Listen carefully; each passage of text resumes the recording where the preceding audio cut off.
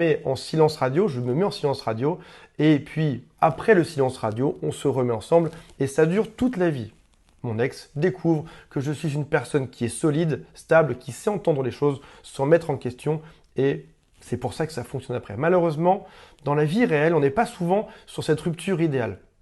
Déjà parce qu'on l'a vu, on n'est pas expert en communication. Souvent, on s'intéresse typiquement à ma chaîne que lorsque la rupture est déjà arrivée. Lorsque les gens me reconnaissent dans la rue, généralement, c'est qu'il y a eu des gros problèmes de couple et qu'ils ont dû passer par cette chaîne pour comprendre.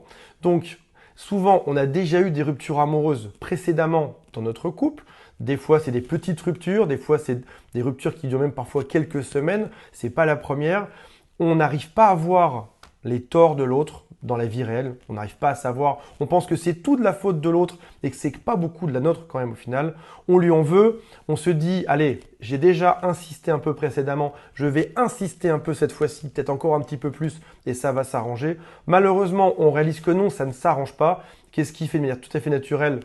On insiste encore plus, de manière extrêmement lourde. On pleure au téléphone, on essaye tout, on essaye d'être drôle, on essaye d'être triste, on essaye de faire des gros cadeaux, on essaye d'appeler sa famille, ses amis, on fait tout ce qu'il ne faut surtout pas faire.